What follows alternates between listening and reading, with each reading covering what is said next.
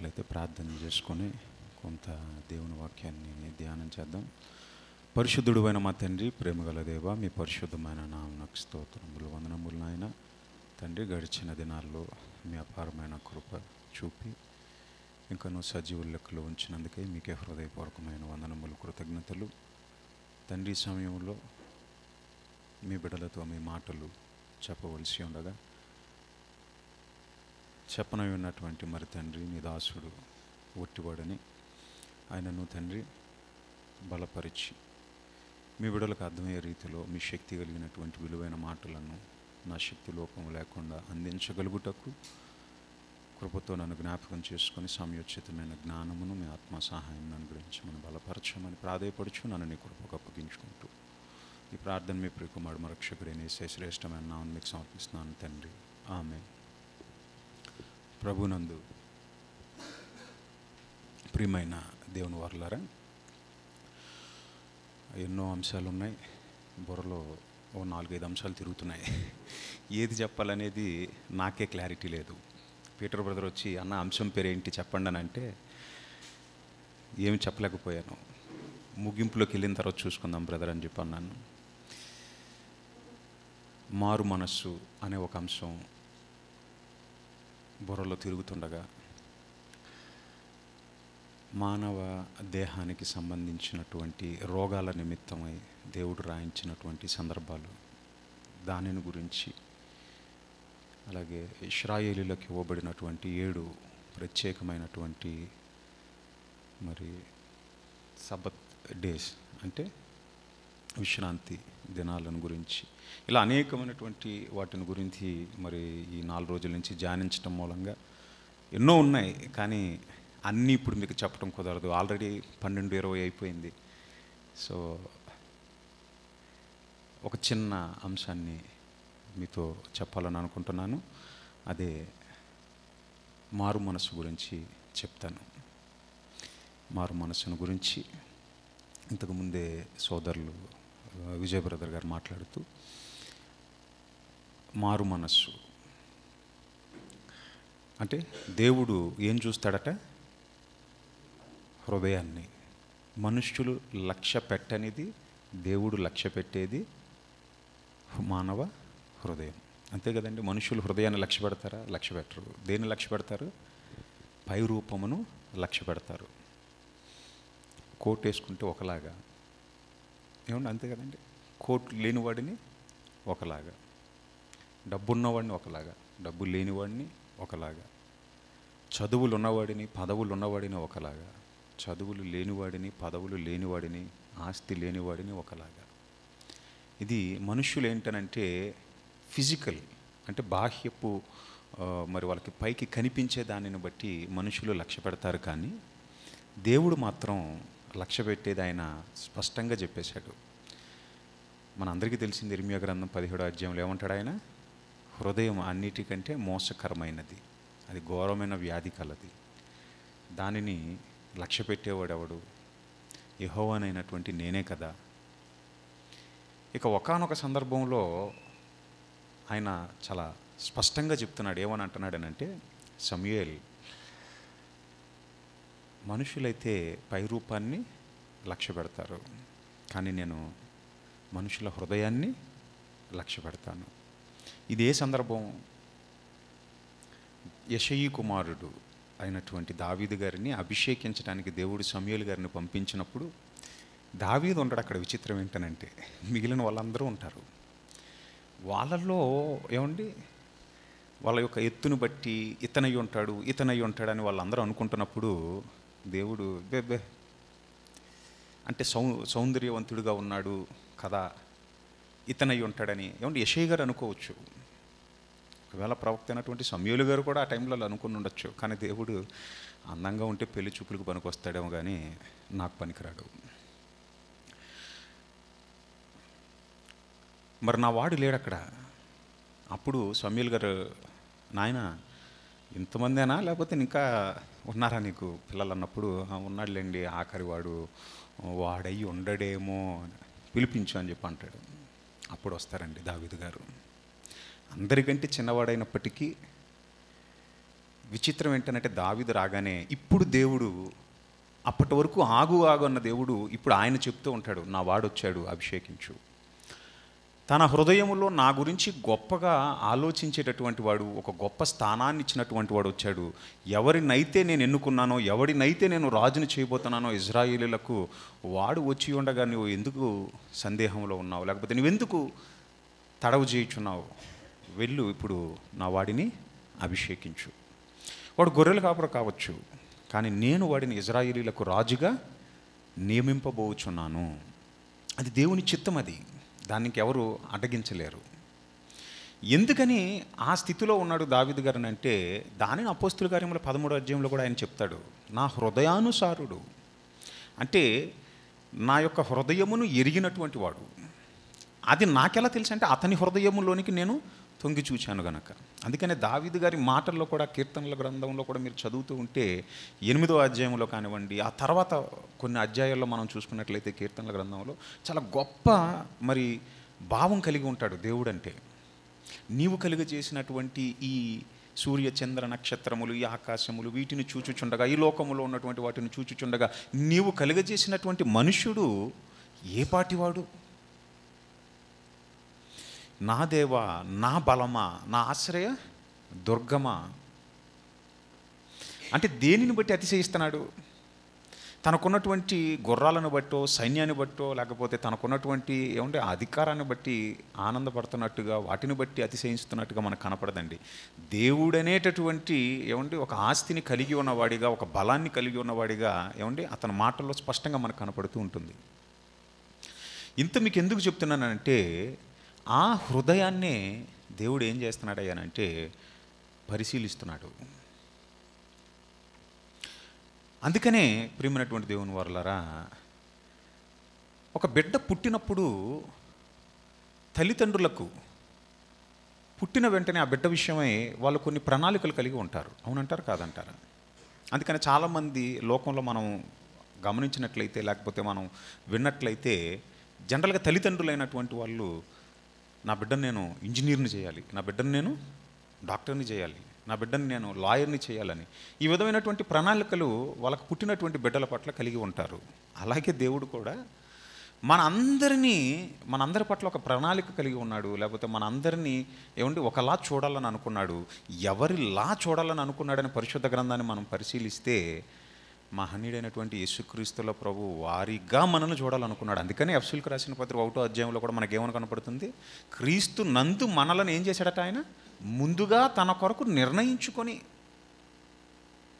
అంటే క్రీస్తు లాగా ఉండాలని అనుకున్నాడు ఆయన. కాబట్టి మారు మనస్సు అని అంటే, ప్రియమైనటువంటి దేవుని వారలారా, ఇప్పుడు మన అంశంలోనికి వెళ్ళిపోదాం. మారు మనస్సు అంటే మనస్సు మారిపోవటం. ఎలా మారాలి మనస్సు? ఎందుకంటే మారు మనసు అనగానే మనలో చాలామందికి ఏంటనంటే, ఎక్కువగా మనం ఆలోచించేది, మనలో ఫస్ట్ స్ట్రైక్ అయ్యేటటువంటిది ఏంటయ్యానంటే, దేవునిలోనికి రావటం. అంటే లోకములో నుండి మనస్సును మార్చుకొని యేసుక్రీస్తుల ప్రభువుని సురక్షితంగా అంగీకరించి మనం దేవుళ్ళలోనికి వచ్చాం కదా, నేను ఆల్రెడీ మారు మనస్సు పొందుకున్నాను కదా. మనలోనికి వచ్చేటటువంటి ఆలోచన మారు మనస్సు అనగానే ఫస్ట్ మనకు వచ్చేది అదే. లోకములలో ఒకప్పుడు దేవుణ్ణి ఎరుగినటువంటి వాడిగా, పాపముల చేత అపరాధముల చేత ఉన్నటువంటి నేను యేసుక్రీస్తుల ప్రభువుని విశ్వసించి మరి బాప్తీసం తీసుకుని మారు మనసు పొందే నేను బాప్తీసం తీసుకున్నాను కదా. ఇది మనలో చాలామందికి వచ్చేటటువంటి ఆలోచన. కానీ కొన్ని సందర్భాలను మనం ఆలోచిస్తే, ప్రియమైనటువంటి దేవుని వారలారా, లూకా గారు రాసిన సువార్త 13వ అధ్యాయం మనం ఇప్పుడు చదివేదే, అదొకసారి మళ్ళీ మనం ఒకసారి చదువుకుందాం. లూకా గారు రాసిన సువార్త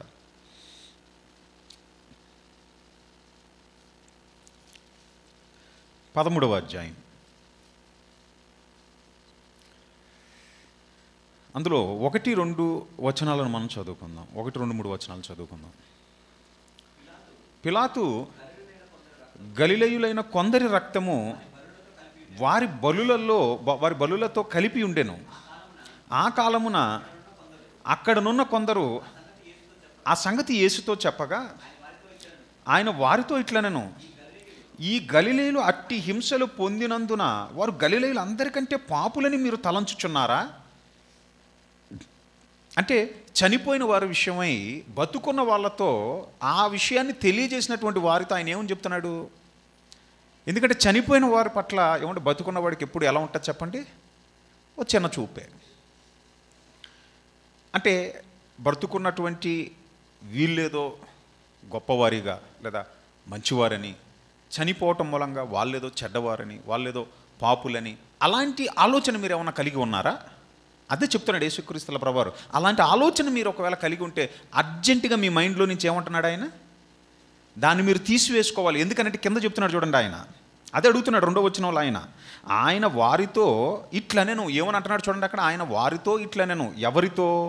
పిలాతు గలిలయులైనటువంటి మరి కొందరి రక్తము బలులలో కలిపెను, వారి బలులతో కలిపెను అని చెప్పినటువంటి వారితో ఆయన ఏమని అంటున్నాడు చూడండి, ఈ గలిలయులు అట్టి హింసలు పొందినందున వారు గలిలయులు అందరికంటే పాపులని మీరు తలంచుచున్నారా? క్వశ్చన్ మార్క్ అని ఆయన ఏమంటున్నాడు చూడండి 3వ వచనంలో. ఆన్సర్ కూడా ఆయనే చెప్తున్నాడు, కారని కారని కారని. ఎందుకు ఇన్నిసార్లు చెప్తున్నా నేను అంటే, అలాంటి ఆలోచన మీకు ఏదన్నా ఉంటే ఫస్ట్ ఆయన ఏం చేస్తున్నాడు, మీ మైండ్లో నుంచి ఆ ఆలోచన తీసివేయండి అని ఏమని చెప్తున్నాడు చూడండి. మీ కారని మీతో చెప్పుచున్నాను, మీరు మారు మనసు పొందని ఎడల మీరును అలాగే నశింతురు. ఇది అసలైన విషయం చెప్తున్నాడు. ఏమంటున్నాడు ఆయన, మీరు మారు మనస్సు పొందకపోతే మీరేమవుతాడు అంటున్నాడు ఆయన, మీరు కూడా అలాగే నశిస్తారు అని అంటున్నాడండి. Very good. పైనేమో గలిలయలో జరిగినటువంటి సందర్భం గురించినటువంటి ప్రస్తావన. ఓకే, ఏమంటే ఆనాడు ఉన్నటువంటి వాళ్ళలో మరి ఆ ప్రాంతం అంతా మనం చూసుకున్నట్లయితే యూదులు ఇజ్రాయేలీలు ఉన్నటువంటి భూభాగం కనుక, మరి గలిలయలో ఉన్నటువంటి వారిలో ఒకవేళ దేవుని చట్టము తెలియనటువంటి వారు అనుకుందాం వాళ్ళు, ఏమండి. ఓకే, కింద ఇప్పుడు 4వ వచనంలో మరొక సందర్భం ఏమండి, మరొక ప్లేస్లో జరిగింది. మళ్ళీ అక్కడ జ్ఞాపకం మళ్ళీ అక్కడ ప్రస్తావనలోకి వస్తుంది చూడండి. మరొక ప్లేస్లో, పైనేమో గలిలయ, కిందకు వచ్చేసరికి 4వ వచనంలో, మరియు సిలోయములోని గోపురము పడి చచ్చిన ఆ 18 మంది యెరూషలేములో. ఈసారి ఈ ఇన్సిడెంట్ ఎక్కడ జరిగింది? ఇది యెరూషలేము. ఈ ప్రాంతం వేరే, మీకు అర్థమవుతుంది కదండి. గలిలయ, సమరయ, యూదయ. యెరూషలేము అంటే ఇది ఏ ప్లేస్? ఇది యూదయ, ఆ భూభాగానికి సంబంధించింది. ఇప్పుడు యెరూషలేములో జరిగినటువంటి ఆ సంఘటన గురించి చెప్తున్నాడు ఆయన. గోపురము పడి చచ్చిన 18 మంది, కాపురం ఉన్న వారి ఏమండి 18 మంది యెరూషలేములో కాపురం ఉన్న వారందరి కంటే ఇక్కడ పదాన్ని ఏమని ఉపయోగిస్తున్నాడు చూడండి మీరు, అపరాధులని తలంచుచున్నారా? పైనేమో పాపులని తలంచుచున్నారా, కిందకు వచ్చేసరికి ఏమని అంటున్నాడు, అపరాధులని తలంచుచున్నాడా అని అంటున్నాడు. ఎందుకనంటే అది యూదా భూప్రాంతం, అవునా కదా, యూదా ప్రాంతం యెరూషలేము అంటే అక్కడ ఎవరున్నారు చెప్పండి, యూదులు ఉన్నారు. యూదులకు ఏముంది చెప్పండి, లా, చట్టం, ధర్మశాస్త్రం ఉంది. ఏమంటే ఒక మనిషి ఎప్పుడు నిరపరాధి అపరాధి, దేనిని బట్టి నిరపరాధి అపరాధి అని అంటాం చెప్పండి మనం, చట్టంలో పలానా సెక్షన్ ప్రకారం ఇతను అపరాధి, అంతే కదండి. అంటే లా ఎవరికి ఉంది చెప్పండి, ఇప్పుడు అక్కడ యూదులకు ఉంది. లా ఉండి లాలో ఏమండి ఉన్న దానిని మీరినప్పుడు ఏమవుతుంది చెప్పండి, లాలో ఇది చేయటం తప్పని ఉంది, కానీ అది తప్పని తెలిసి కూడా చేస్తే ఏమవుతుంది చెప్పండి, అది అపరాధము. మీకు అర్థమవుతుందండి. అంటే he is going against to the law, చట్టానికి వ్యతిరేకంగా వెళ్తున్నాడు. చట్టానికి వ్యతిరేకంగా వెళ్తే చట్టం ఏం చేస్తుంది చెప్పండి, మనల్ని నిరపరాధులుగా ఈ రోజున్న సమాజం, ఈరోజు కరెంట్ ఇప్పుడున్న సమాజం తప్పు ఏమంటే ఒక తప్పు విషయమై మనల్ని ఎప్పుడు దోషులుగా ఎప్పుడు అపరాధులుగా ఎంచుతుంది చెప్పండి. సెక్షన్కి వ్యతిరేకంగా మనం డ్రంక్ అండ్ డ్రైవ్ అండి, ఉదాహరణకి తాగి బండి తోలితే తప్పది. కానీ ఇప్పుడు ఒక వ్యక్తి ఏమంటే ఆ డ్రంక్ అండ్ డ్రైవ్ కేసులో ఏమంటే నిర్ధారణ అయిందనుకోండి, అప్పుడు ఏం చేస్తారు చెప్పండి, అగెయిన్స్ట్ టు ద లా, చట్ట ప్రకారం ఏం చేశాడు, తను తాగి వాహనాన్ని నడపకూడదు. కానీ ఇప్పుడు ఏం చేశాడు, తాగి వాహనాన్ని నడుపుతూ ఏమైపోయాడు, దొరికిపోయాడు. కాబట్టి ఇప్పుడు ఏమవుతుంది, కేసు అనేది అతని మీద బుక్ అవుతుంది. మీకు అర్థమవుతుందో లేదో. అలాగే ఇప్పుడు యేసుక్రీస్తుల ప్రభువారు మొదటి గలిలయలో ఉన్నటువంటి సందర్భాన్ని చెబుతూ అక్కడ ఉన్న వాళ్ళ విషయం ఆయన ఏమంటున్నాడు అని అంటే, వాళ్ళు మీకంటే అంటే మీకంటే వాళ్ళు పాపులను అనుకుంటున్నారా, కారని చెప్తున్నానని అంటూ కింద ఇప్పుడు యెరూషలేమును గురించి మాట్లాడుతూ, యెరూషలేములో జరిగిన ఇన్సిడెంట్ని గురించి మాట్లాడుతూ అక్కడ ఉన్నటువంటి యూదులు వాళ్ళకేముంది, లా ఉంది. ఒకవేళ ధర్మశాస్త్రం ఉండి లా తెలిసి లాకి అగెనిస్ట్గా చేసినటువంటి ఆ అపరాధులను గురించి వాళ్ళ అపరాధులని ఒకవేళ మీరు అనుకుంటున్నారా అని అంటూ ఆయన ఏమని అంటున్నాడు చూడండి, అపరాధులని తలంచుచున్నారా, కారని మీతో చెప్పుచున్నాను, మీరును మారు మనసు పొందని ఎడల మీరును అలాగే నశింతురు. Very good. ఏమంటే ఇక్కడ మనం ఆలోచించవలసిన విషయం ఏంటనంటే, మనం దేవునిలో మారు మనసు అని అనగానే మనం ఏమనుకుంటామనంటే, ఏమంటే ఇది లోకములో ఉన్నవాడు మారు మనసు పొంది ఎక్కడికి రావాలి, దేవునిలోనికి రావాలి. Very good. అక్కడతో అయిపోయిందా? మారు మనసు పొంది లోకములో ఉన్నవాడు ఏమండి తన పాపాలను ఒప్పుకొని దేవునిలోనికి, ఇప్పుడు క్రీస్తులోనికి వచ్చిన తర్వాత ఇప్పుడు నీకు వాక్యం తెలిసిన తర్వాత నువ్వు మారకపోతే, నువ్వు పాపంలో కొనసాగితే నీ అపరాధముల విషయమై నువ్వేమైపోతావు? నీ అపరాధముల విషయమై నీకేమొస్తుంది? శిక్ష వస్తుంది.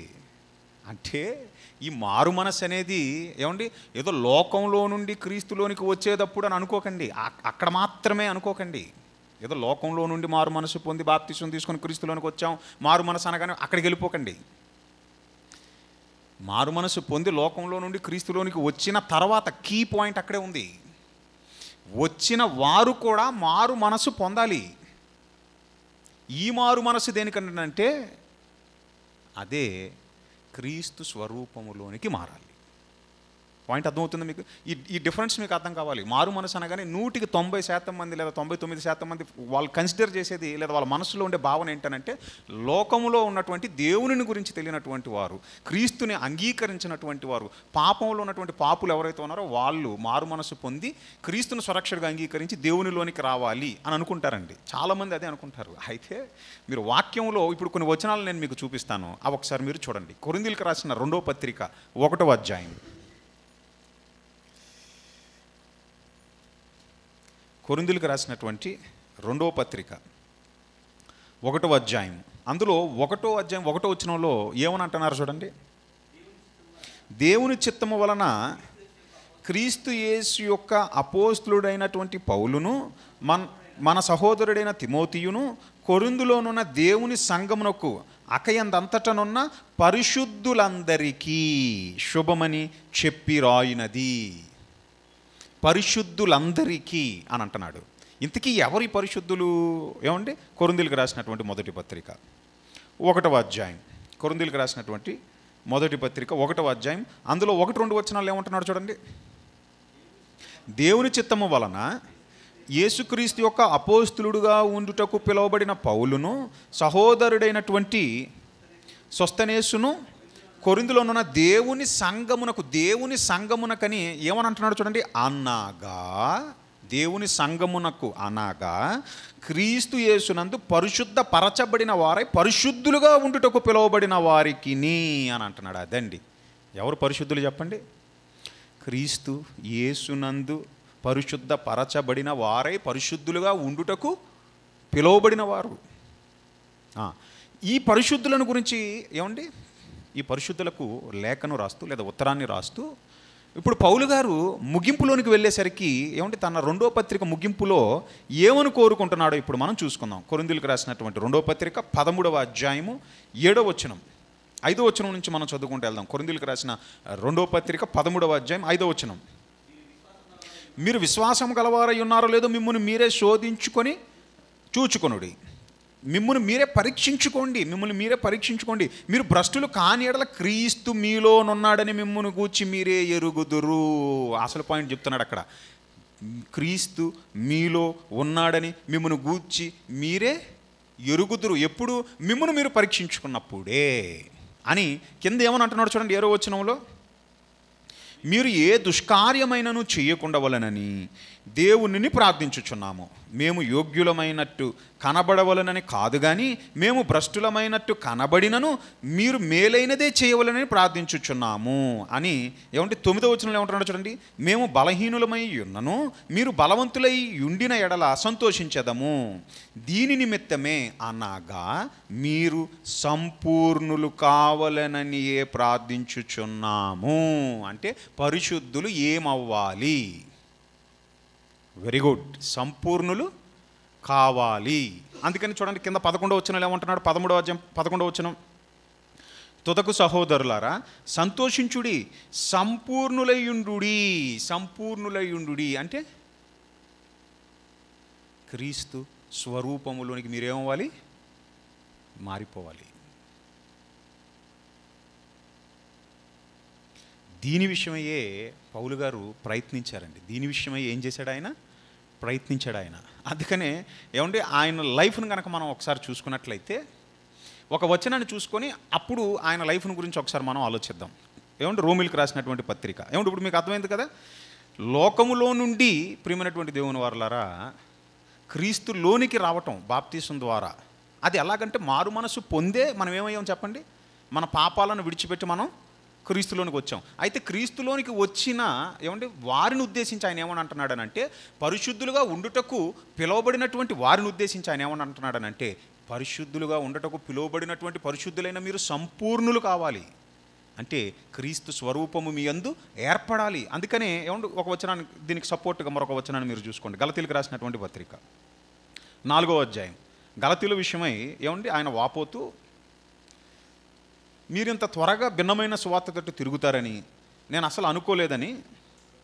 ఏమంటే 4వ అధ్యాయంలో ఏమంటే వారి విషయమై ఆయన బాధను వ్యక్తం చేస్తున్నట్టుగా 19వ వచనంలో మనకు కనబడుతుంది. గలతీలకు రాసిన పత్రిక 4వ అధ్యాయం 19వ వచనం, నా పిల్లలారా క్రీస్తు స్వరూపము మీ అందు ఏర్పడు వరకు మీ విషయమే మరలా నాకు ప్రసవవేదన కలుగుచున్నది. అంటే మిమ్మల్ని చూస్తే మీ మాట, మీ వే ఆఫ్ బిహేవియర్, మీ ప్రవర్తన అదంతా ఏమైపోవాలంటే మారిపోవాలి. ఎవరిగా మారిపోవాలని అంటున్నాడు ఆయన?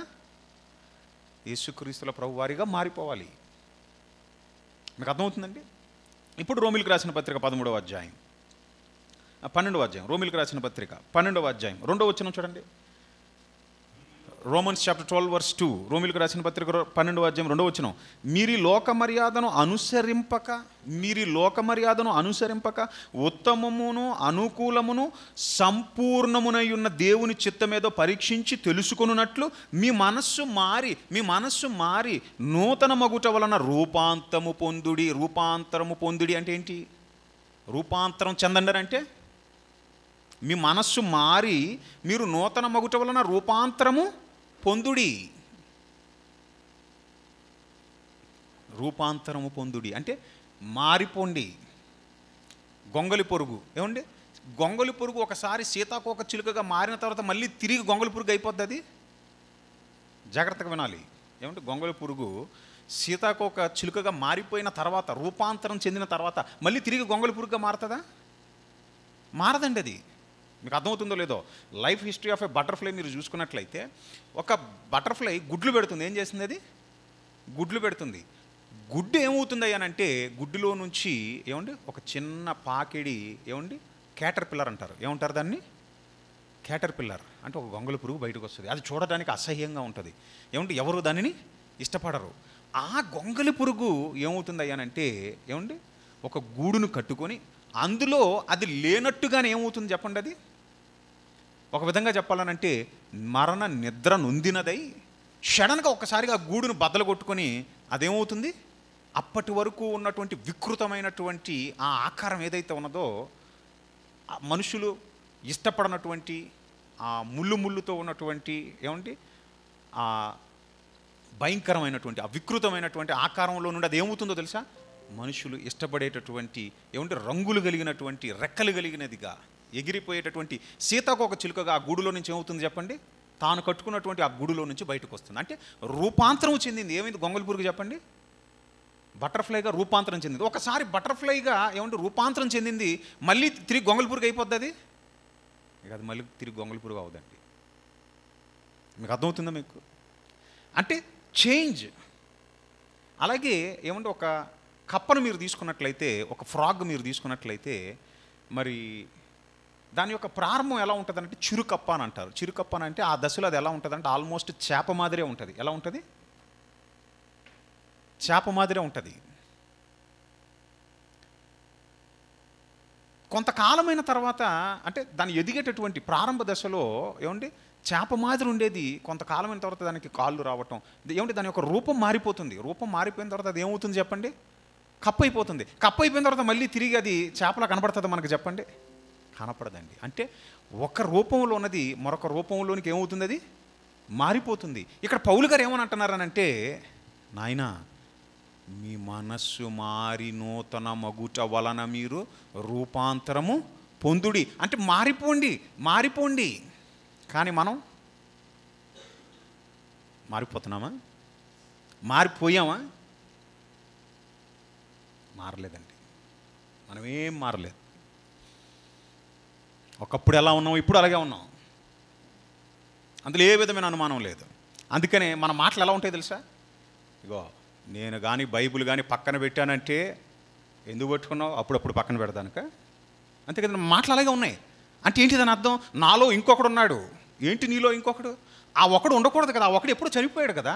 బాప్తీసం ద్వారా నువ్వు మృతుడమైపోయావు కదా ఆల్రెడీ. ప్రాచీనమైనటువంటి స్వభావం భూస్థాపితం అయిపోయింది కదా. ఇప్పుడు నవీనమైనటువంటి స్వభావం కలిగిన వాడిగా నువ్వు క్రీస్తుని పోలి బ్రతకబద్ధుడివై ఉన్నావు కదా. మళ్ళీ ఇంకా నాలో ఇంకొకడు ఉన్నాడని అంటున్నావంటే ఏంటి? నువ్వు మారు మనస్సు పొందలేదు. అంటే ఇంకా నువ్వు రూపాంతరం చెందలేదు. ఒక ఇద్దరు తాగుబోతులు ఎప్పుడు ఏమండి తాగటానికి ముందు వాళ్ళు, రే ప్రతి వాడు మనల్ని తిడుతున్నాడు రా, ఈ తాగుబోతు బతికే కన్నా చచ్చిపోవటం మేలు సిగ్గుతో, అసలు తాగకూడదు అని అనుకుంటున్నారంట వాళ్ళు. అలా అనుకుంటూనే రే ఈ రోజుకి తాగి రేపు నుంచి మారిపోదాం రా అని చెప్పి అనుకున్నారంట. ఆ రోజుకి మొత్తం ఫుల్గా తాగేసి మళ్ళీ పొద్దున్న లేచినట్టునే, రే నిన్న తాగి ఇంటికి వెళ్ళానా, అసలు ఇంటికాడ ఎంత అగౌరవంగా మాట్లాడారో తెలుసా నీకు? అసలు వీధిలో మనం వెళ్తున్నప్పుడు ఆ మాటలన్నీ మనం వినటం కన్నా అసలు తాగకుండా ఉండటమే మేలురా, ఈ రోజు నుంచి మనం తాగకూడదని చెప్పి అనుకున్నారట. కానీ సాయంత్రం అయిన తర్వాత వెంటనే వాళ్ళు, రే ఓ పని చేద్దాం, ఈ రోజుకి ఇలా కానిచ్చేద్దాం, రేపు నుంచి మనం అనుకున్నట్టుగా తాగకుండా ఉందామని చెప్పి అనుకున్నారట. ఏమంటే ఇలా ప్రతిరోజు వాళ్ళు ఏమండి తాగకుండా ఉండాలని అనుకుంటూనే ఏమనుకుంటున్నారంటే వాళ్ళు రేపు నుంచి ఇక వాళ్ళు ఎప్పటికీ మారరండి. వాళ్ళు ఎప్పటికీ మారరు. ఇది ఎందుకు చెప్పినో తెలుసా? మనం కూడా ఏమండి తప్పు చేసిన ప్రతిసారి దేవుడి దగ్గరికి వచ్చి ఏమంటాం తెలుసా? నాయన తప్పు అయిపోయింది, ఇకనైనా మంచిగా బతుకుతాను. కానీ అదే కొనసాగిస్తూ ఉంటామండి మనం. అదే చెప్తున్నారు పౌలు గారు. అదొద్దు, అది ఉండకూడదు. బిడ్డ పుట్టటం అది జరిగేది కేవలం కొద్ది నిమిషాల పనే. కానీ బిడ్డ ప్రయోజకుడు అవ్వటం అది కొన్ని నిమిషాల్లో జరిగేటటువంటి పని కాదు. మనం బాప్తీసం పొంది క్రీస్తులోనికి రావటం, పరిశుద్ధుడిగా ఉండటానికి ఏమండి పిలువబడటానికి ఆ జరిగేటటువంటి ఆ ప్రాసెస్, ఆ బాప్తీసం ఏమండి అది కొంత టైమే. అంతే కదండి. ఏమండి నేను బాప్తీసం తీసుకోవాలని అనుకుంటున్నానని ఎవరైనా వచ్చినప్పుడు వెంటనే ఏమని అంటాం చెప్పండి మనం? అమ్మ బాప్తీసం గురించి వాళ్ళకి ఏమండి ఒక పాఠాన్ని చెప్పి, మీకు ఇష్టమేనా, ఇందులో ఎవరు బలవంతం లేదు కదా, ఏమండి ఇవన్నీ అడిగి అసలు ఎందుకొరకు తీసుకుంటున్నారు మీరు, ఏమండి ఇలాంటి ప్రశ్నలు, అనేకమైన ప్రశ్నలు అడిగి వాళ్ళు ఇచ్చే జవాబును బట్టి మనం ఇవ్వాలా లేదా అనేది మనం ఏం చేస్తాం చెప్పండి? డిసైడ్ చేస్తాం. ఆ బాప్తీసం ఇచ్చేటప్పుడు కూడా ఏమండి నీటిలో అలా ముంచేస్తాం వాళ్ళని చెప్పండి. చాలామంది భయపడిపోతూ ఉంటారు, ఏమండి నాకు ఊపిరాడదండి అని. అమ్మ ఇది ఒక నిమిషంలో అయిపోయేదమ్మా. అలా ముంచి ఏం చేస్తాం? అలాగ నిన్ను పైకి లేపుతాం. అంటే ఇది ఎక్కువ టైం పడతలేదు, ఇది వెంటనే జరిగిపోయేది, ఇది త్వరగా జరిగిపోతుంది. ఇది లోకంలో నుండి నువ్వు క్రీస్తు రాజ్యంలోనికి రావటం, క్రైస్తవుడుగా నీ జీవిత యాత్రను కొనసాగించటం, ఇది చాలా ఫాస్ట్గా జరుగుతుంది. ఇది కానీ క్రీస్తు స్వరూపములోనికి మారటం అనేది అది అంత వేగంగా జరిగేది కాదు. అది మీకు అర్థమవుతుందో లేదో ఇంకా మీకు అర్థమయ్యేలాగా చెప్తాను.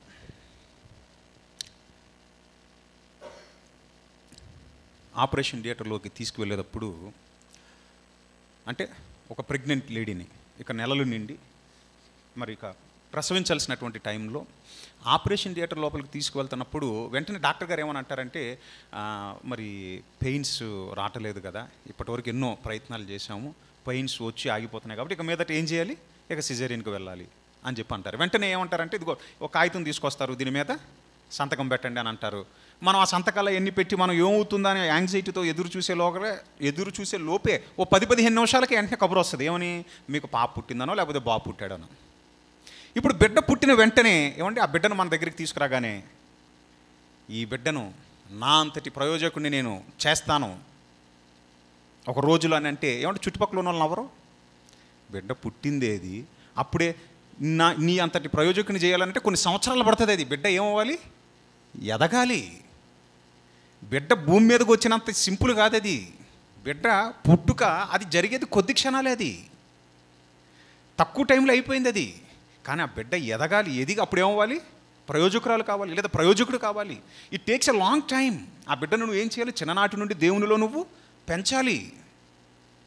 అలాగే క్రైస్తవుడుగా మన పుట్టుక ఒక విధంగా చెప్పాలనంటే అది బాప్తిస్మం ద్వారా చాలా తక్కువ టైంలో జరుగుతున్నా క్రీస్తు స్వరూపంలోనికి మనం మారటం అనేది ప్రియమైనటువంటి దేవుని వారలారా, అదొక రోజులో అయిపోయేది కాదు, అదొక వారంలో అయిపోయేది కాదు, అదొక సంవత్సరంలో అయిపోయేది కాదు. 10 ఏళ్ళు పట్టచ్చు, కొంతమందికి 20 ఏళ్ళకి పట్టచ్చు, కొంతమందికి ఏమండి ఈలోగా మరణం వచ్చేయచ్చు. అంటే మనం చచ్చేంత వరకు ప్రియమైనటువంటి దేవుని వారలారా మనల్ని మనం పరీక్షించుకుంటూనే ఉండాలి. ఎందుకని పరీక్షించుకుంటూ ఉండాలనంటే క్రీస్తు స్వరూపము నాలోనికి రావాలి. నా తండ్రి ప్రణాళిక అది, నా తండ్రి చిత్తం అది. అందుకనే ఆయన ఏం చేశాడు, మాదిరిగా ఉండటానికి ఆయనను మాదిరిగా ఉంచాడు. ఆయనలాగా ఉండాలని కోరుకుంటున్నాడు ఆయన. ఈ విషయమే ప్రియమైనటువంటి దేవుని వారలారా అపోస్తుడైనటువంటి పౌలు గారు రియలైజ్ అయ్యి ఏం చేశాడయ్యానంటే, ఆయన స్థితి మనకు తెలుసు కదండి, పాపముల చేత ఏమంటే అపరాధముల చేత చచ్చినటువంటి స్థితిలో ఉన్నవాడు, సంఘమును అపరిమితముగా హింసించినటువంటి వాడు, సౌలుగా ఉన్నప్పుడు స్త్రీ అని పురుషుడు అనేటటువంటి భేదము లేక చెరసాలకు ఈడ్చుకెళ్తున్నటువంటి వాడు. అయితే అది చాలదన్నట్టు దమస్కులో ఉన్నటువంటి క్రైస్తవులను కూడా హింసించాలని ఏమంటే బయలుదేరినప్పుడు అప్పుడు యేసుక్రీస్తుల ప్రభువారు మార్గం మధ్యలో అంటున్నాడు ఆయన, సౌలా సౌలా నీవేళ నన్ను హింసించుచున్నావు అని అనగానే వెంటనే నీవెవడవు అని అడుగుతున్నాడు. ఎవరు, సౌలు గారు. కలిగి ఉన్నది ఏది నేను లేకుండా కలుగబడలేదు అని అన్నాడు యేసుక్రీస్తుల ప్రభువారు. అలా అన్న తప్పు లేదులేండి, ఎందుకంటే ఉన్న నిజమే మాట్లాడాడు ఆయన. కానీ ఆయన ఏమని అంటున్నాడు, నీవు హింసించుచున్న యేసును నేనే అని అంటున్నాడు. అంటే సంఘమునకు శిరస్సు ఆయన కదండి, సంఘమునకు శిరస్సు ఆయన. తన స్వరక్తం ఇచ్చి సంపాదించుకున్నాడు కదా. అందుకని ఆయన ఏమని అంటున్నాడనంటే, నువ్వు హింసిస్తున్నది నన్నే అని అంటున్నాడు. వెంటనే ఏమండి పౌలు గారిలో ఇదేంటిది, అందరూ చనిపోయాడని అన్నారు, నీవు హింసించుచున్న యేసును నేనే అనేటటువంటి ఈ మాట నాకు వినపడుతుందనంటే యేసు సజీవుడా? అంతే కదండి, సజీవుడు అయితేనే కదా నా దగ్గరకు వచ్చి మాట్లాడేది నాతో. అంటే నువ్వు మృత్యుంజయుడివై తిరిగి లేచావా? అంటే నువ్వు మృత్యుంజయుడివై తిరిగి లేచావు అని అంటే ఏముంది చెప్పండి. ఇప్పుడు మృతుల పునరుద్ధానం అనేది ఉన్నది. అంటే చచ్చిన వాళ్ళు ఏమవుతారు, తిరిగి లేపబడతారు. అందుకు నిలువెత్తు నిదర్శనంగా ఇప్పుడు ఎవరు కనిపించారు చెప్పండి ఆయనకి, యేసుక్రీస్తుల ప్రభువారే. వెంటనే ఏమండి ఏ చేంజ్ ఎవరిలో చెప్పండి, సౌలుగా ఉన్న పౌలు గారిలో. ఇంకప్పుడు ధర్మశాస్త్రం నేర్చుకున్నటువంటి గమలీయేలు దగ్గరికి వెళ్ళలేదండి. ఎందుకనంటే అర్థమైపోయింది, ఇప్పటి వరకు నేను మనుషులను ఆశ్రయించాను, ఇప్పటి వరకు నేను మనుషులను చూశాను, అందుకని నా బతికిలా అయిపోయింది. ఇక నేను మనుషులను చూడకూడదు, నేను చూడాల్సింది ఈయననే నేను చూడాలి. ఎందుకంటే ఈయన స్వరూపంలోనికి ఇప్పుడు నేను మారాలి. ఎందుకనంటే రేపు నేను ఈయనలాగా మారి ఈయనతో పాటు నేను నిత్యము పరలోకంలో ఉండాలనంటే ఈయనలా నేనేమైపోవాలి, ఇప్పుడు మారిపోవాలి. అందుకని ఈసారి ఎక్కడికి వెళ్ళాడయ్యానంటే ఏమంటే అననీయ గారి దగ్గరికి వెళ్ళటం, అక్కడ ఏమంటే దేవుని గురించి తెలుసుకొని వెంటనే నీవు తడవు చేయటి ఎందుకు, బాప్తిస్మము పొందుము, నీ పాపక్షమాపణ నిమిత్తము నువ్వేం చేయమన్నాడు అననీయ, పోయి బాప్తిస్మం తీసుకోమన్నప్పుడు వెంటనే బాప్తిస్మం తీసుకున్నాడు. అది వెంటనే జరిగిపోయింది పౌలు గారి జీవితంలో. అది ఏమంటే మారు మనస్సు పొందుకొని ఏమంటే క్రీస్తులోనికి ఏమంటే క్రీస్తు రాజ్యంలోనికి వచ్చేసాడు బాప్తిస్మం తీసుకొని. అది వెంటనే జరిగిపోయింది. కానీ తన పత్రికలలో ఆయన ఏమని రాస్తున్నాడో తెలుసా, రోమిలకు రాసిన పత్రిక 7వ అధ్యాయం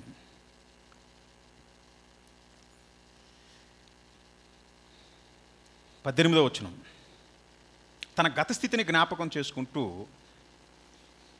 తాను ముందున్నటువంటి లక్ష్యాన్ని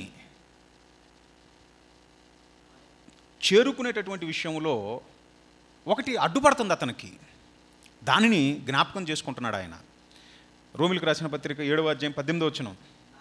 నాయందు అనగా నా శరీరమందు మంచిది ఏదియు నివసింపదని నేను ఎరుగుదును, మేలైనది చేయవలనని కోరిక నాకు కలుగుచున్నది, కానీ దానిని చేయుట నాకు కలుగుట లేదు. నేను చేయగోరు మేలు చేయక చేయగోరని కీడు చేయుచున్నాను. ఇప్పుడు నా ముందున్నటువంటి పెద్ద సవాల్ ఏంటంటున్నాడు ఆయన? క్రీస్తు స్వరూపములోనికి మారిపోవటానికి ఇప్పుడు ఇక్కడ అడ్డుపడుతుంది. ఏమంటున్నాడు ఆయన? నా యందు అనగా నా శరీరమందు మంచి ఏదియూ లేదని, మేలైనది చెయ్యాలనేటటువంటి ఆతృత నాకున్నా, ఆ తపన నాకున్నా అడ్డుపడుతుంది. ఏంటంట? నేను చెయ్యాలనుకున్నటువంటి మేలును చేయకుండా కీడునే చేయటానికి నన్ను ప్రేరేపిస్తున్నది ఒకటి ఉంది. అదేంటయ్యానంటే, ఇదిగో నేను ధరించుకున్నటువంటి నా శరీరమే. అందుకని ఏం చేశాడయ్యానంటే, బాగా దాని గురించి ఆలోచించి, దీనికి మందు ఏంటయ్యానంటే దీన్ని నలగొట్టటమే మందు అనుకున్నాడు. ఇప్పుడేంటి మెడిసిన్ ఏంటి? ఇప్పుడు చెప్పండి. క్రీస్తు స్వరూపం నాలో ఏర్పడాలనంటే మెడిసిన్ ఏంటయ్యానంటే, ఇదిగో మేలైనది చేయకుండా నన్ను అడ్డపడుతున్నటువంటి ఈ నా శరీరాన్ని నేనేం చేయాలనుకున్నాడు ఆయన? నలగొట్టాలంతే. అందుకనే మనం ఇప్పుడు చదువుకునేది కొరింథీయులకు రాసిన మొదటి పత్రిక 9వ అధ్యాయం 27వ వచనంలో ఏమంటాడు? గాలిని కొట్టినట్టు నేను పోట్లాడటలేదు, కానీ ఇతరులకు ప్రకటించిన తర్వాత నేను ఒకవేళ భ్రష్టుడనైపోదునేమో అని నా శరీరమును నేను నలగొట్టుచునే ఉన్నాను అంటాడు ఆయన. నా శరీరమును నేను నలగొట్టి దానిని లోపరుచుకొనుచున్నాను. ఎంత నలగొడితే అంతగా ఇది నాకు లోబడుతుంది. అందుకని అంటాడు కొరింథీయులకు రాసిన 2వ పత్రికలో కూడా 4వ అధ్యాయంలో కూడా ఆయన ఏమంటాడనంటే, నా బాహ్య పురుషుడు కృషించుచున్నను, ఆంతర్య పురుషుడు దినదినము నూతన.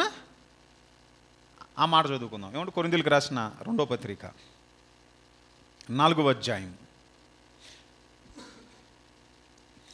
16వ వచనం. కొరింథీయులకు రాసిన 2వ పత్రిక 4వ అధ్యాయం 16వ వచనం. కావున మేము ఆధైర్యపడము, మా బాహ్య పురుషుడు కృషించుచున్నాను, ఆంతర్య పురుషుడు దినదినము నూతన పరచబడుచున్నాడు. ఆంతర్య పురుషుడు దినదినము నూతన పరచబడుచున్నాడు అని అంటే, క్రీస్తును పోలి నేను నడుచుకొనుచున్న ప్రకారము మీరును నన్ను పోలి నడుచుకోండి అని అంటున్నాడు. ఎక్కడ అంటున్నాడు? కొరింథీయులకు రాసిన మొదటి పత్రిక 11వ అధ్యాయం 1వ వచనం.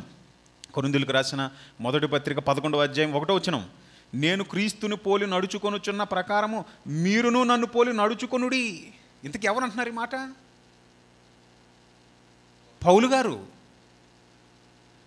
క్రీస్తులోనికి బాప్తిసం తీసుకొని క్రీస్తులోనికి వచ్చాడంటే క్రీస్తులోనికి వచ్చాడు. వచ్చిన తర్వాత చూడండి ఎంత సాధన చేస్తున్నాడు. చూడండి ఆయన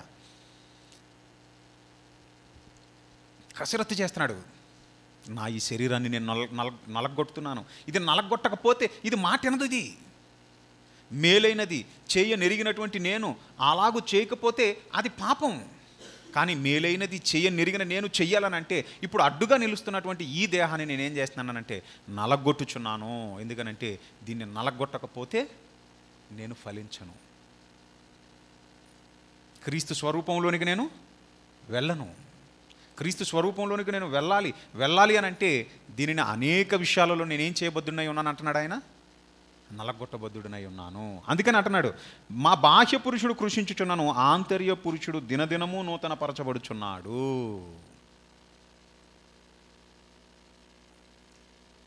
కానీ ప్రియమైనటువంటి దేవుని వర్లారా, మరి మన విషయం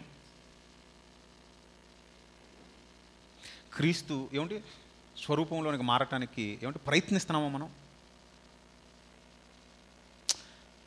ప్రయత్నించకపోగా మనం ఏమంటామనంటే ఆయనంటే యేసుక్రీస్తుల ప్రభువారండి, ఆయన బతికినట్టుగా మనం ఎక్కడ బతకగలం అంటే ఆయన్నేదో మనం అలా మాట్లాడటం మూలంగా ఆయనేదో ఆయన్ని చిన్నవారిగా చేసినట్టుగా అలా మనం మాట్లాడకూడదు.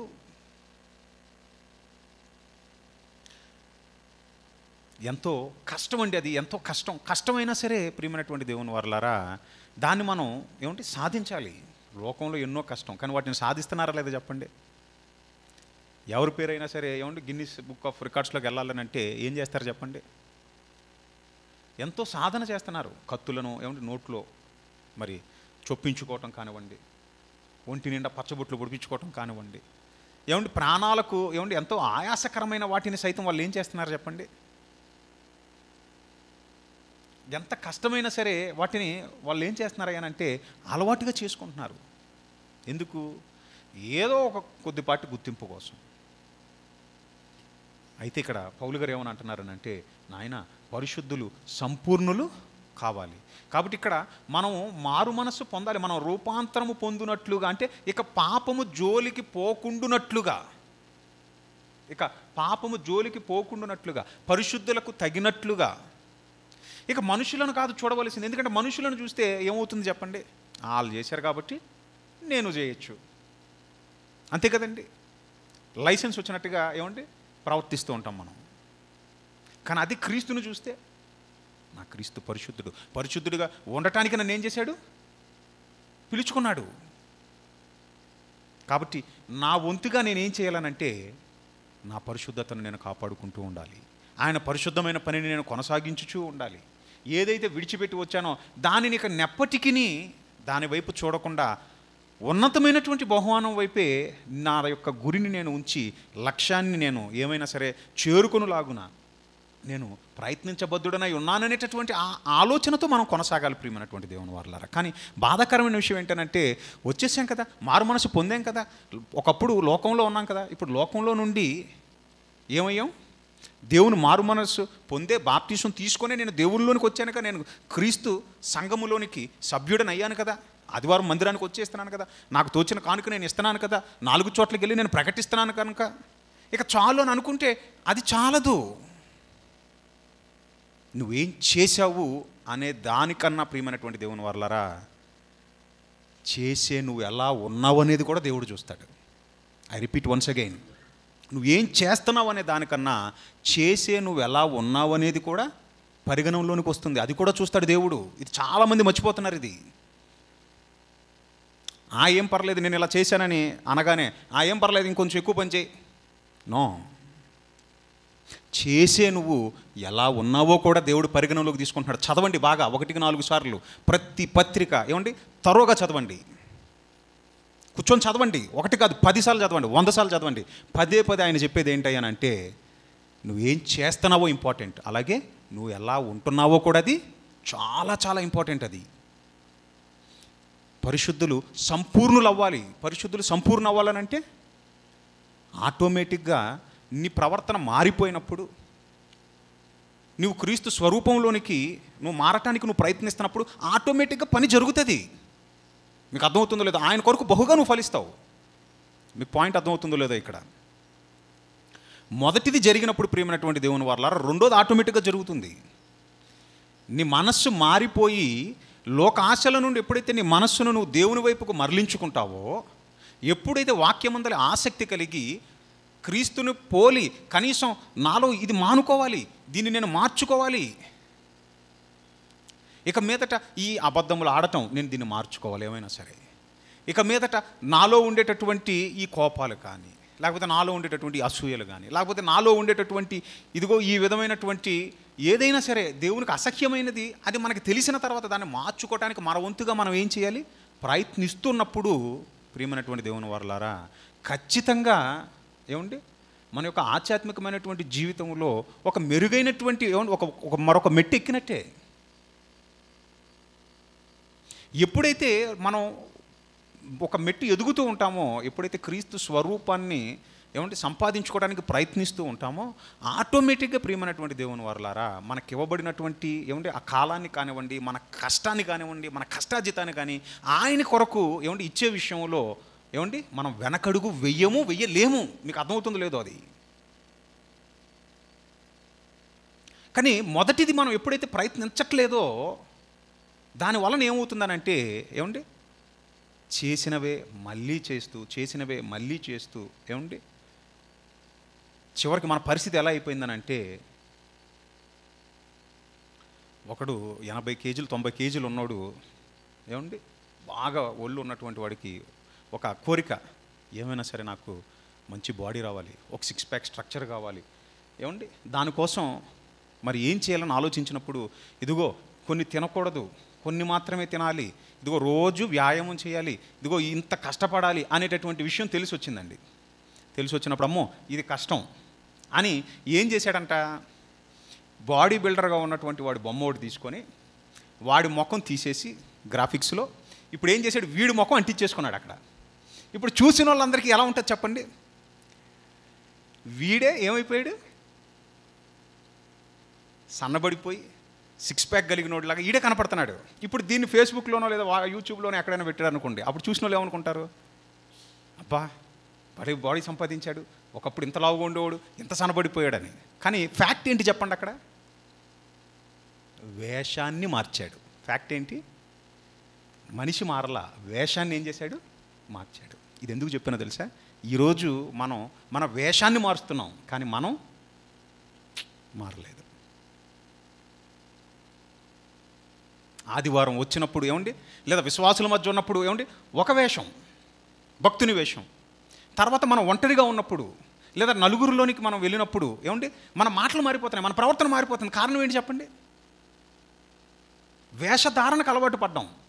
అది కష్టం కదా, క్రీస్తు స్వరూపంలోనికి మారటం మనకి కష్టమవుతున్నందున మనం ఏం చేసాం చెప్పండి, ఇప్పుడు ఇక అది అవ్వని పని అనుకొని మన వేషాన్ని మనం ఏం చేసాం, మారుస్తున్నాం. అయితే దేవుడు అది ఏమండి పాయింట్అవుట్ చేస్తున్నాడు. దేవుడు దాన్ని పాయింట్అవుట్ చేస్తున్నాడు. మారవలసింది నీ వేషధారణ కాదు, నువ్వు మారాలి, నీ హృదయం మారాలి. నువ్వు హృదయం మారి అది నా తట్టు తిరిగినట్లయితే ఖచ్చితంగా నీలో మార్పు అనేది కనపడుతుంది సమాజానికి. అప్పుడు నువ్వు బోధించేటటువంటి బోధ వలన మార్చేది కొందరినైతే, నువ్వు బ్రతికిన బ్రతుకు వలన నువ్వు మార్చేది ఎందరినో. అది దేవుడు కోరుకుంటున్నటువంటి మారు మనస్సుకు సంబంధించినటువంటిది. మీకు అర్థమవుతుందండి, అది దేవుడు కోరుకుంటున్నది. క్రీస్తులోనికి వస్తున్న వారిలో దేవుడు కోరుకునేది అదే. నీ మనస్సు మార్చుకొని క్రీస్తు కొరకు బ్రతకాలని నువ్వు వచ్చావు కదా, వచ్చిన నువ్వు ఎంతవరకు తపన చెందుతున్నావు, ఎంతవరకు ప్రయత్నిస్తున్నావు, నేను దీన్ని మానుకోవాలి. ఇది దేవునికి అసహ్యమైనది, ఇది దేవునికి ఇష్టము లేనిది. ఆయనకు అసహ్యమైనది నేను అసహ్యించుకోవాలంతే, ఆయనకి ఇష్టం లేనిది నాకు ఇష్టం లేదంతే. అది ఆయనకి ఇష్టమా, అది నాకు కష్టమైనా సరే, అదేమైనా సరే దాన్ని నేను ఇష్టంగా మార్చుకోవాలి అని ఆయన కొరకు మనల్ని మనం రూపాంతరం చెందుకునే విధముగా ప్రియమైనటువంటి దేవుని వల్ల. ఇంతకుముందు నేను చెప్పాను కదా, ఒక గొంగళి పురుగు సీతాకోక చిలుకగా మారిన తర్వాత మళ్ళీ తిరిగి అది ఏమండి మళ్ళీ గూడు కట్టుకొని మళ్ళీ గొంగళి పురుగు అయిపోతుంది చెప్పండి, అది లేదు కదా. మళ్ళీ దాని యొక్క ప్రాచీనమైనటువంటి ఏమండి ఆ స్వరూపం ఏదైతే ఉందో అది మళ్ళీ కనిపించట్లేదు మనకి. కానీ మనలో ఏంటి ప్రియమైనటువంటి దేవుని వారలారా, ఒకప్పుడు మనం దేవునిలోనికి రావటానికి ముందు మనం ఎలా ఉన్నామో వచ్చిన తర్వాత కూడా అదే స్వభావం మనలో ఏమండి కనపడుతుందనంటే మనం ఇంకా పూర్తిగా మారనట్టే. అందుకని పౌలు గారు తన పత్రికలో ఏమండి మారు మనసు అనగానే వెంటనే మనకు గుర్తుకు రావాల్సింది ఏమండి నెంబర్ 1 ఫస్ట్ మనకు గుర్తుకు రావాల్సింది ఏంటంటే, నేను లోకములో నుండి క్రీస్తులోనికి నా మనస్సును మార్చుకొని క్రీస్తులోనికి క్రీస్తు వల్ల బ్రతకడానికి నేను వచ్చాను. ఇది నేను తీసుకున్నటువంటి మొదటి నిర్ణయం. ఇది చాలా సింపుల్, ఇది తొందరగా జరిగేది. ఇది బాప్తీసం తీసుకొనుట ద్వారా, సంఘంలో సభ్యుడు అవుట ద్వారా క్రైస్తవుడిని నేను అనిపించుకుంటాను. క్రైస్తవుడిగా నా పుట్టుక జరిగినట్టే. క్రైస్తవుడిగా బాప్తీసం తీసుకొనుట ద్వారా మారు మనసు నేను పొందుకున్నాను. అవును, మంచిగా బ్రతకాలని ఒక మంచి నిర్ణయం తీసుకున్నాను నేను. అయితే నెంబర్ 2 అసలైనది, నన్ను నేను పూర్తిగా మార్చుకోవటం. పౌలు గారి జీవితాన్ని చూసాం కదండి మనం. మారిపోయిన ఆయన ఏమండి మళ్ళీ తిరిగి హింసిస్తున్నట్లుగా ఎక్కడైనా కనపడుతుందా చెప్పండి మనకి, లేదండి. ఇంకా హింసలు పొందుచున్నట్లుగానే కనపడుతుంది మనకి. భోజన పదార్థ విషయములమై నా సహోదరుడికి ఎక్కడ అభ్యంతరకరంగా ఉంటుందని మాంసం నేను ఇక ఎన్నటికి ముట్టనంటాడు ఆయన. ఏమన్నా మాంసం తినటం తప్పో చెప్పండి, ఎందుకు ముట్టనంటున్నాడు? ఎందుకనంటే ఆయన ఎంతగా మారిపోయాడనంటే, ఒకప్పుడు ఏమంటే స్త్రీ అని పురుషుడు అనేటటువంటి భేదము లేకుండా అపరిమితముగా సంఘాన్ని హింసించినటువంటి ఆయన ఎంతగా మారిపోయాడనంటే, క్రీస్తు కష్టపడి తన ప్రాణాన్ని పెట్టి సంపాదించినటువంటి ఒక సహోదరుణ్ణి కేవలం నా భోజన పదార్థముల వలన అతను అభ్యంతరపడి క్రీస్తుకు దూరం అయిపోయే విధంగా నేను ఎలా నడుచుకోగలను? అసలు అలా నడుచుకొని నేను ఎందుకు దేవుణ్ణి నొప్పించాలి? వద్దు, నేను ఇంతవరకు ఆయన నొప్పించింది చాలు. ఇక మీదట ఆయన నేను నొప్పించడానికి వీలు లేదు. అంతగా ఆయన ఆలోచనలు మారిపోయాయి. మీకు అర్థమవుతుందో లేదో. అందుకని అంటున్నాడు రూపాంతరము పొందుడి. రోమిలకు రాసిన పత్రిక 12వ అధ్యాయంలో రూపాంతరం, మారు మనస్సు, ఏమండి, నూతనమైనటువంటి మనస్సు. ఇక ఈ నూతనమైనటువంటి మనస్సులో ప్రియమైనటువంటి దేవుని వారలారా, ఎప్పుడైతే క్రీస్తును గురించినటువంటి ఏమండి ఆ ఆనవాళ్ళు ఏవైతే ఉంటాయో అవి మనలోనికి రావటానికి మనం ప్రయత్నిస్తూ ఉంటామో ఆటోమేటిక్గా ప్రియమైనటువంటి దేవుని వారలారా మన మాట తీరులో చేంజ్ వచ్చేస్తుంది. ఏమంటే మన ప్రవర్తనలో చేంజ్ వచ్చేస్తుంది. ఆటోమేటిక్గా మనం జరిగించేటటువంటి పనులు కూడా ప్రియమైనటువంటి దేవుని వారలారా అవి మెరుగుపడతాయి. మీకు అర్థమవుతుందో లేదో. కానీ మనం ఏంటనంటే క్రీస్తు స్వరూపంలోనికి మారటానికి ప్రయత్నించేటటువంటి విషయంలో వెనకబడటం మూలంగా వేషధారణకు అలవాటై ప్రియమైనటువంటి దేవుని వారలారా మనం చేయగలిగిన కొన్నిటిని మనం చేసి పర్లేదులే అని అనుకుంటూ ముందుకు కొనసాగుతున్నాం. కాదండి, అలా అయితే ఏమండి ఎక్కడి గొంగలి అక్కడే అన్నట్టుగా అలాగే ఉండిపోతాం మనం. కానీ నేను చెప్పాను కదా, బిడ్డ పుట్టినటువంటి బిడ్డ ప్రయోజకుడు అవ్వాలనంటే కొన్ని సంవత్సరాలు పడుతుంది. బిడ్డను తల్లిదండ్రులుగా ఏం చేయాలి, ఓ సన్మార్గంలో పెంచినప్పుడు అది సాధ్యపడుతుంది. అలాగే మనల్ని మనం ఏం చేయాలనంటే సాధకం చేసుకుంటూ ఉండాలి, అంటే ప్రాక్టీస్ చేసుకుంటూ ఉండాలి. ఏమంటే ఒక వ్యక్తి ఏదన్నా ఒకటి సాధించడానికి ఎలాగైతే కష్టపడతాడో మనం కూడా మన పరిశుద్ధతను మనం కాపాడుకొని పరిశుద్ధమైన ఆయన పనిని జరిగించేటటువంటి విషయంలో మనల్ని మనం ఎప్పటికప్పుడే మార్చుకుంటూనే ఉండాలి, దేవుని వాక్యానికి తగినట్లుగా. ఇప్పుడు మీకు అర్థమవుతుందో లేదో. అలాగ మనల్ని మనం ఒక్కొక్క విషయంలో మార్చుకుంటూ ఏమండి కొంత సమయం అయ్యేసరికి ప్రియమైనటువంటి దేవుని వారలారా అప్పుడు నిజంగా ఏమండి మనం చెప్పవసరం లేదు, మన గురించి 10 మంది చెప్పుకుంటారు. ఇతను ఒకప్పుడు అలా ఉండేవాడు, ఇప్పుడు ఏంటి ఇలా అయిపోయాడు, ఒకప్పుడు తాగేవాడు కదా, ఒకప్పుడు అలా తిరిగేవాడు కదా, ఇప్పుడు ఏంటి శాంతం, ఇప్పుడు అన్ని దేవుని గురించిన మాటలే, దేవుని గురించినటువంటి పనులే. ఒకప్పుడు సమయాన్ని వృధా చేసేవాడు కదా, ఇప్పుడు సమయాన్ని సద్వినియోగపరుచుకుంటున్నాడు, ఒక నిమిషం కూడా వేస్ట్ చేయట్లేదు, దేవుడి పనుల మీదే ఉంటున్నాడు. ఒకప్పుడు లోకంలో ఎంతగానో మరి వ్యసనాలకు లేకపోతే జలసాలకు ఖర్చు చేసే డబ్బుని ఇప్పుడు ₹1 మిగిలితే ఇది దేవుడి కోసం ఇవ్వాలని, ఏంటి ఈ చేంజ్ ఏంటి, ఈ మార్పు ఏంటి, ఏమంటే అది మనుషులు, అది మన యొక్క వ్యక్తిగత జీవితాన్ని గమనిస్తున్న వాళ్ళకు కొట్టొచ్చినట్టు అది కనపడుతూ ఉంటుంది. సంసోను బ్రతుకున్న దినాలలో చంపిన వాళ్ళకన్నా తాను చస్తూ చంపినోళ్ళు ఎక్కువట పాత నిబంధనలో. అలాగే ప్రియమైనటువంటి దేవుని వారలారా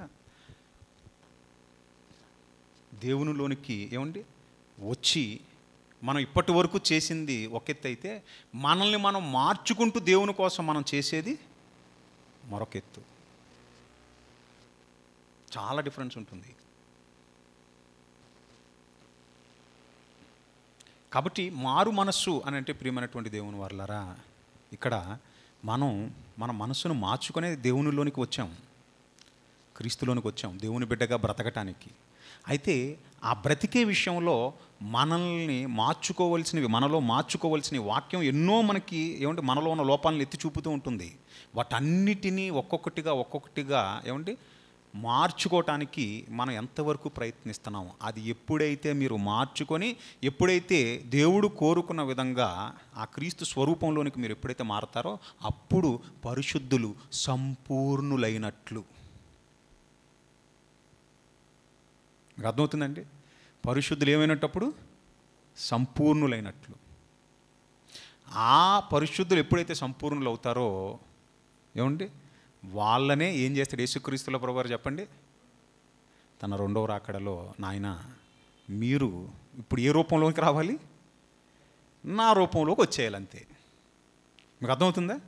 నేను ఎలాగున్నానో యోహాన్ గారు రాసిన మొదటి పత్రిక ముగింపులో 3వ అధ్యాయంలో ఒక మాట అంటారు ఆయన. యోహాన్ గారు రాసిన మొదటి పత్రిక 3వ అధ్యాయం 1వ వచనం, మనం దేవుని పిల్లలమని పిలువబడినట్లు తండ్రి మనకెట్టి ప్రేమను అనుగ్రహించానో చూచుడి. మనము దేవుని పిల్లలమే, ఈ హేతువు చేత లోకము మనలను ఎరుగదు, ఎలయనగా అది ఆయనను ఎరుగలేదు. ప్రియులారా ఇప్పుడు మనం దేవుని పిల్లలమై ఉన్నాము. మనం ఇక మీదట ఏమవుదుమో అది ఇంకా ప్రత్యక్షపరచబడలేదు, కానీ ఆయన ప్రత్యక్షమైనప్పుడు ఎవరు? యేసుక్రీస్తుల ప్రభువారు ఆయన రెండవ రాకడలో ఆయన ప్రత్యక్షమైనప్పుడు ఆయన ఉన్నట్లుగానే ఆయనను చూతుము గనుక ఆయనను పోలియుందుమని ఎరుగుదుము. అదండి, ఆయన ఉన్నట్లుగానే ఏమనంటున్నాడు చూడండి, ఆయన ఉన్నట్లుగానే ఆయనను చూతుము గనుక ఆయనను పోలియుందుమని ఎరుగుదుము. ఆయన ఉన్నట్లుగానే మనం కూడా ఏమంటున్నాడు, ఆయన ఉండాలి. అప్పుడు ఆయన ఉన్నట్లుగానే మనం కూడా ఏమైపోతామట, రూపాంతరము చెందిన వారమై మళ్ళీ తిరిగి ఆయనతో పాటు ఎక్కడి నుండి అయితే వచ్చామో తిరిగి అక్కడికి వెళ్ళిపోతాం. అర్థమైంది కదా ప్రియమైనటువంటి దేవుని వారలారా? కాబట్టి ఇప్పుడు మారు మనస్సు అని అంటే ఏమండి, మారు మనస్సు పొంది ఏమండి నూతన పరచబడాలనంటే, రూపాంతరం చెందాలనంటే దాని అర్థం ఏంటో తెలుసా? మన ప్రాచీన స్వభావాన్ని పూర్తిగా దాన్ని విడిచిపెట్టి నూతనమైనటువంటి నవీనమైన స్వభావం. ఇంతకీ ఆ స్వభావం ఎవరి స్వభావం? అది ఏమండి, మహనీయుడైనటువంటి యేసుక్రీస్తుల ప్రభువారి యొక్క స్వభావం. ఆ స్వభావంలో మనకి ఏం కనపడతాయి?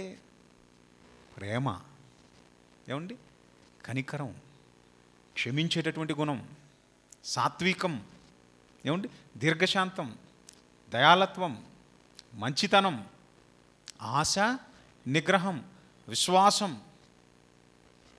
ఏమండి, ఆయన స్వభావంలో మనకు కనిపించేవి ఇవి. కాబట్టి వాటిని పెంపొందించుకుంటూ ఆయన స్వరూపంలోనికి ఎప్పుడైతే మనం మారిపోతామో ప్రియమైనటువంటి దేవుని వల్ల అప్పుడు మనం ఏమండి మారు మనసు పొందినట్టు. అప్పుడు మనం ఏంటో తెలుసా, దేవుని బిడ్డ. అప్పుడు ఆయన మనల్ని గురించి ఏమంటాడు తెలుసా? ఆయన నా కుమారుడు, నా ఇష్టుడు, నేను వారి దేవునని అనిపించుకోవడానికి నేను సిగ్గుపడను అని అంటాడు అప్పుడు ఆయన. అంతకంటే ధన్యత ఇంకేమైనా ఉందా చెప్పండి? కాబట్టి మనం ప్రియమైనటువంటి దేవుని వారలారా మారి ఏమండి ఒక మంచి నిర్ణయం తీసుకొని దేవునిలోనికి వచ్చాం. అయితే అంటే క్రీస్తులోనికి వచ్చాం.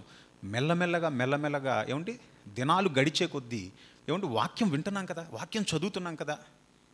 మరి ఆ వింటున్న వాక్య ప్రకారం, చదువుతున్న వాక్య ప్రకారం పదే మనలో మార్చుకోవలసినవి ఎన్నో గుణగణాలు దేవుడు మనకి హెచ్చరించి చెబుతున్నా మనం మార్చుకోకుండా అలాగే కొనసాగామనుకోండి, అప్పుడు మారు మనసు పొందకుండా కొనసాగుతున్నట్టు, వేషధారణకు అలవాటు పడినట్టు.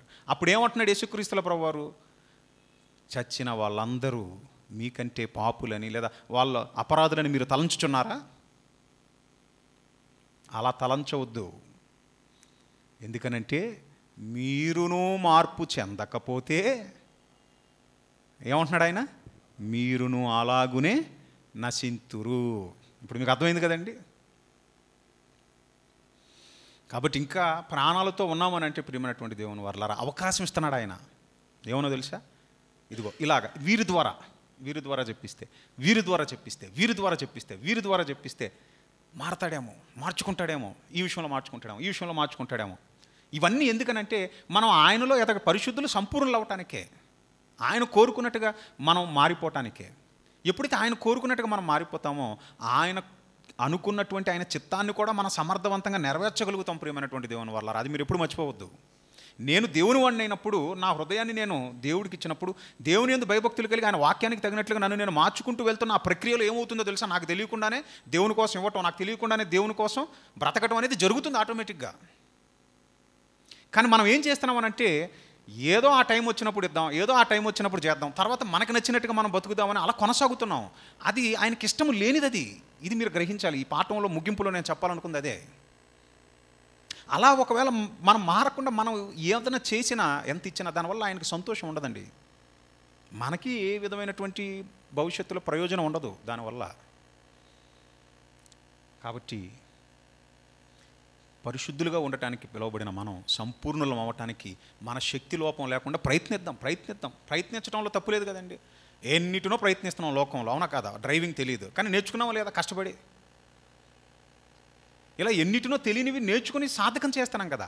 మరి క్రీస్తు స్వరూపం మన యందు ఏర్పడినట్లు మనల్ని మనం ఏమండి వాక్యంతో సరి చేసుకునే విషయంలో ప్రయత్నిద్దాం. అదొక రోజులు అయ్యేది కాదు, వారంలో అయ్యేది కాదు, అది టైం పడుతుంది. బట్ మన వంతు మనం ప్రయత్నించినప్పుడే ప్రియమైనటువంటి దేవుని వారలారా దేవుడు కూడా నా బిడ్డ ప్రయత్నంలో ఉన్నాడు, మరి కొంతకాలం ఉంచుదాం.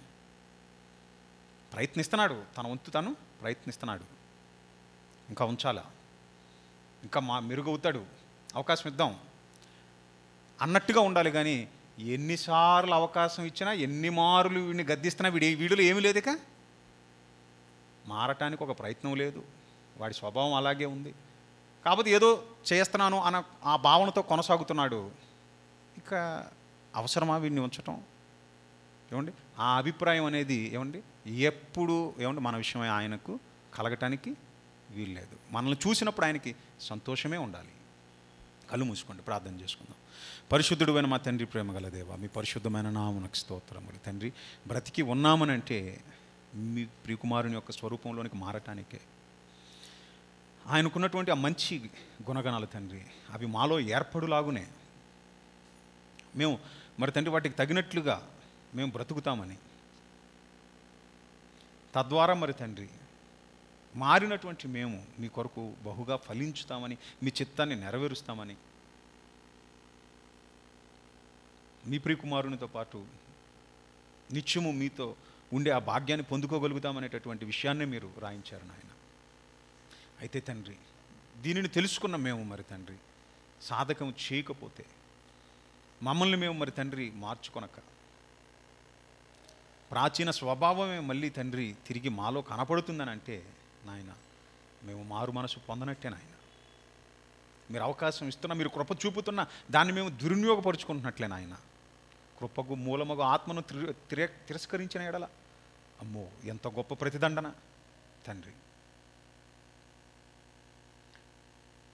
మేము గుణపడుటకు మరి తండ్రి మీరు చేస్తున్నటువంటి సహాయముకై మీకే హృదయపూర్వకమైన వందనములు, కృతజ్ఞతలు. ఆత్మ సహాయముతో మీరు ఇచ్చిన వాక్కులతో ఎల్లప్పుడూ మీరు తండ్రి మమ్మలను హెచ్చరిస్తూ, మీ యందు ఆసక్తి కలిగి మేము లోకం నుండి ప్రత్యేకింపబడిన వారమని, పరిశుద్ధులుగా ఉండటానికి పిలువబడినటువంటి వారమని, పరిశుద్ధుల పరిపూర్ణులు అగుటయే, మీ ప్రియకుమారుని స్వరూపంలోనికి మారుటయే, మీ చిత్తాన్ని జరిగించుటయే మీకు ఇష్టమని, అది మీ ప్రణాళికను అలాగ మమ్మల్ని మీరు చూడాలని మరి తండ్రి వాక్యం సెలవిస్తున్నా తండ్రి, దాన్ని మేము గ్రహించి దానికి తగినట్లుగా మేము ప్రయత్నించకపోతే, మారకపోతే నాయన, న్యాయమైనటువంటి మీ యొక్క తీర్పుకు మమ్మల్ని మేము అప్పగించుకున్నట్టే అవుతుంది నాయన.